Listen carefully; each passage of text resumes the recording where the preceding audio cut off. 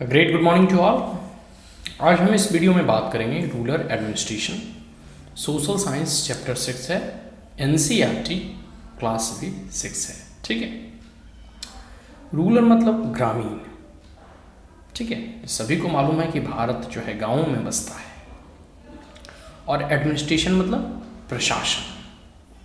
तो जैसे शहर में है, कोई क्राइम होता है, लॉ एंड ऑर्डर सिचुएशन है, और जितनी सारी चीज़ें हैं उसकी देखभाल के लिए कोई स्कीम है, कोई पॉलिसी है, उसकी फॉर्मुलेशन और इम्प्लीमेंटेशन के लिए एडमिनिस्ट्रेशन होती है शहरी क्षेत्रों में। ठीक उसी प्रकार गांव की जो समस्याएं हैं या गांव से संबंधित जो स्कीमें हैं या गांव से संबंधित जो भी कार्य हैं वो किन के द्वारा किया जाता है या किन के द्वारा संपन्न किया जाता है, या कोई कॉन्फ्लिक्ट एराइज हो जाए तो उसे कैसे सॉर्ट आउट किया जाता है, इसके बारे में हम जानें। तो रूरल एडमिनिस्ट्रेशन है, ठीक है, chapter 6 NCERT social science, political science PSIR भी कह सकते हैं। इसमें देखिए सबसे कह सकते हो ना कि ऊपर एक पहले एक तस्वीर दिया हुआ है जिससे आप मतलब प्रथम दृष्टया एट ए ग्लेंस अगर आप देखेंगे तो आप पाएंगे इसमें दो व्यक्ति जो है मुख्यतः युद्ध की मुद्रा में या लड़ाई की मुद्रा में, कॉन्फ्लिक्ट के कह सकते हो कि मुद्रा में आपको खड़ा हुआ नजर आएगा, और बगल में इर्द गिर्द किसान जो है खेतों में काम कर रहे हैं। ठीक है, और शायद यह खेती बाड़ी से ही संबंधित है, क्योंकि गांव में अक्सर जो ऑक्यूपेशन होते हैं लोगों के वो कृषि आधारित ही होते हैं। उसी को लेकर कोई ना कोई समस्या हुआ होगा, कोई कॉन्फ्लिक्ट हुआ होगा, लैंड डिस्प्यूट या लैंड बॉर्डर डिस्प्यूट कह सकते हैं। ठीक है, होता है ना कि गांव में एक लोग जो है दूसरे के खेतों में अपनी, हम लोग को बिहार या यूपी वगैरह में कहते हैं ना कि उसको आरी मतलब बाउंड्री जो होती है आपकी फील्ड की बाउंड्री, तो उसे जो है लोग आगे पीछे बढ़ा लेते हैं। ठीक है, उसी को लेकर डिस्प्यूट होता है तो वो कहाँ जाते हैं, कैसे सॉर्ट आउट होता है, किस प्रकार से धन और बल का दबदबा रहता है। ठीक है, इन सभी चीज़ों को हम आगे इसमें डिस्कस करेंगे। सबसे ऊपर देखो जो हरे लाइन में लिखा हुआ है, इसमें बताया गया है कुछ स्टैटिस्टिक्स, जिसमें कहा गया है कि there are more than 6 lakh villages in India. पूरे भारत में लगभग 6 लाख गाँव हैं, and taking care of their needs for water, और उस गांव में पानी की सुविधा का उपलब्ध कराना। इसके पिछले चैप्टर में हम लोगों ने पंचायती राज के बारे में पढ़ा था। ठीक है, इलेक्ट्रिसिटी को जो होती है, बिजली, पानी, रोड कनेक्शन, ठीक है, गांव की सड़कें, छोटी सड़कें जो होती हैं। फिर इसके आगे है जितनी भी छोटी मोटी टास्क हैं जो कि लोकल लेवल पे, लोकेलिटी के लेवल पे होता है। ठीक है, ग्रामीण क्षेत्रों की यहाँ बात कही जा रही है स्पेशली, तो उसी में कहा गया है। फिर लैंड रिकॉर्ड्स वगैरह हो गए, इन सभी चीज़ों को मेंटेन करना, कोई कॉन्फ्लिक्ट हो जाता है तो इसे सॉर्ट आउट करना, ये सब सारी चीज़ें जो है ग्रामीण स्तर पे ग्राम के ही प्रशासनिक जो अधिकारी होते हैं, ठीक है, उनके द्वारा यह सॉर्ट आउट किया जाता है। और बहुत सारी जो है मशीनरी है इस प्रॉब्लम्स को, अगर कोई भी लार्ज स्केल पे कोई कॉन्फ्लिक्ट हो जाता है उसको भी सॉर्ट आउट करने के लिए। ठीक है, तो इसमें देखिए आगे हम देखते हैं क्या है कि a quarrel in a village, quarrel मतलब होता है लड़ाई। मैंने तस्वीर के बारे में पहले ही बताया था। इस तस्वीर में ऐसा लग रहा है कि कहीं दो पक्षों के बीच में और दो पक्षों के मध्य में कोई विवाद उत्पन्न हो गया है। ठीक है, तो क्वारल इन अ विलेज, कोई लड़ाई होती है तो उस लड़ाई का निवारण या समस्या का समाधान कैसे किया जाता है इसके बारे में पढ़ेंगे। Mohan is a farmer, Mohan एक किसान है। His family owns a small agricultural land, और उसके परिवार जो है एक छोटे से एग्रीकल्चरल मतलब कृषि खेती बाड़ी का उनके पास ज़मीन है। Which they have been farming for many years, जो कि वो कई एक सालों से वो अपनी खेत में जो है मतलब अपना फसल बो रहे थे या फिर काम कर रहे थे। या खेती बाड़ी अक्सर जो है परंपरागत चलता है एक पीढ़ी से दूसरी पीढ़ी। फिर भी या जो कह सकते हो फैमिली के बारे में मोहन कह सकते हो कि फैमिली का जो यहाँ वर्णन है उसमें बताया गया है कि वो अपनी ज़मीन पर कई वर्षों से खेती बाड़ी कर रहे थे। और उसी के बगल में एक रघु का लैंड है, मतलब दूसरा कोई व्यक्ति है, रघु है। ठीक है, तो उन दोनों के बीच में जो लैंड का सेपरेशन है वो बाउंड्री कहा जाता है, जिसको बंद भी कहते हैं। ठीक है, लैंड की बाउंड्री, कि इस बाउंड्री के इधर का ज़मीन तुम्हारा, उधर का ज़मीन मेरा। ठीक है।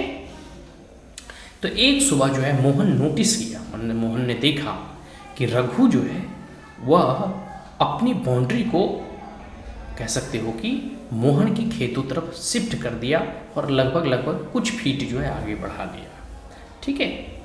और इस प्रकार से वो किसी तरह मैनेज कर लेता है मोहन की लैंड को, एक प्रकार से कह सकते हो हथियाना, कब्जाना, ज़बरदस्ती गांव की भाषा में कब्जा कर लेना। ठीक है। And increase the size of his outland. और स्वाभाविक सी बात है कि जब आपकी जितनी ज़मीन होगी और आप किसी दूसरे का कब्जा कर लेते हैं तो आपका ज़मीन का जो एरिया होगा वो बढ़ जाएगा। तो इसमें जो है रघु का जो है एरिया कह सकते हो कि बढ़ गया और मोहन का एरिया जो था वो घट गया। अब इसको लेकर स्वाभाविक सी बात है, जो किसान जो भी होंगे, ठीक है, ज़मीन को, माटी को माँ के समान लोग, किसान लोग जो हैं वो पूजते हैं। तो स्वाभाविक सी बात है मोहन गुस्सा हो गया कि रघु ने हमारा ज़मीन काहे ले लिया। ठीक है। और सबसे बड़ी बात है रघु के पास ज़मीन उतना ही था, छोटा टुकड़ा था उसके पास। ठीक है। अब वो थोड़ा बहुत जो है डर भी गया। Raghu family owned many field and besides his uncle was also the sarpanch of the village. और रघु एक संपन्न किसान ही नहीं था, रघु जो एक कह सकते हो कि बड़े किसान का लड़का था या बड़े किसान के घर से वो बिलोंग करता था। और साथ साथ उसके चच्चा जो थे, ठीक है, कहते हो ना कि एक मूवी में या किसी में डायलॉग है हमारे चच्चा विधायक है, तो उसके चच्चा जो है उस गांव के सरपंच थे। तो इससे मोहन डर गया कि भाई गुस्सा तो आ रहा था लेकिन फिर भी वो डरा हुआ दिख रहा था। But even so he plucked up courage and went to Raghu house. लेकिन फिर भी वह कह सकते हो हिम्मत जुटाकर, ठीक है, हिम्मत जुटाकर जो है वो रघु के घर जाता है और कहता है, कौन जाता है, मोहन जाता है और कहता है कि आपने हमारी ज़मीन या फिर हमारे खेत में जो है आप कुछ फीट अपनी जो है बांध है उसे आपने आगे बढ़ा लिया है, इससे हमारी ज़मीनें घट गई हैं। अ हीटेड आर्गूमेंट फॉलोड, दोनों में विवाद बढ़ जाता है। रघु जो है इस बात को मानने से इनकार कर देता है। ठीक है। और बोलता है कि हम अपने बांध को अब पीछे नहीं लेंगे। ठीक है। तो he called one of his helper, और वो अपने एक हेल्पर को बुलाता है और फिर दोनों में इतना वाद विवाद हो जाता है कि रघु और उसके हेल्पर ने मिलकर मोहन को पीट देता है। ठीक है। पीट देने के बाद क्या होता है कि जो है नेबर्स हर्ट, दोनों के पड़ोसी, आस पड़ोस में अगर लड़ाई होता है तो सभी तो देखने के लिए कान ऐसे ही खड़े किए रहते हैं, तो देखने लगा कि भाई क्या चीज़ का मैटर है, क्यों लड़ाई हो रहा है। तो रश टू द स्पॉट, सब लोग जो है उस जगह पे पहुंचते हैं जहां रघु मोहन को पीट रहा था। ठीक है। और फिर जो है सब लोग मिलकर मोहन को वहाँ से दूर ले जाते हैं। मोहन पूरी तरह से पिट चुका था, उसके सर से खून निकल रहे थे। ठीक है। उसके हाथ में भी चोट लगे हुए थे। तो उन्हें सबसे पहले प्राथमिक उपचार गाँव वासियों के द्वारा दिया जाता है। And his friend who also ran the village post office suggested that they should go to the local police station to file a report. अब जो है मोहन का एक दोस्त था जो कि एक पोस्ट ऑफिस में कोई कर्मचारी होगा या फिर पोस्ट ऑफिस पोस्ट मास्टर खुद होगा, उसने उसे सलाह दिया कि तुम्हें जो है पुलिस स्टेशन जाकर इसकी शिकायत करनी चाहिए थी, एक रिपोर्ट लिखवाना चाहिए था। Other way doubtful if this was a good idea because they felt they would waste a lot of money and nothing would came out of it. और भारत में जो है कह सकते हो जितनी जनसंख्या है और पुलिस प्रशासन का जैसा रवैया है, ठीक है, उससे आप भली भांति परिचित होंगे। तो इस प्रकार से जो है उन्हें डाउट भी लग रहा था, किसे, मोहन को, कि हम केस वगैरह भी करें, फालतू का पैसा भी बर्बाद होगा और इससे कुछ निष्कर्ष निकलेगा भी नहीं। Some people said that Raghu family would have already contacted the police station. किसी ने सलाह दिया कि रघु जो सरपंच उसके चाचा वगैरह थे वो ऑलरेडी जो है पुलिस स्टेशन कांटेक्ट कर चुका होगा, मतलब उसकी पहुंच जो है तुमसे अधिक है। आफ्टर मच डिस्कशन, बहुत जो है इस चीज़ों पे डिस्कशन हुआ।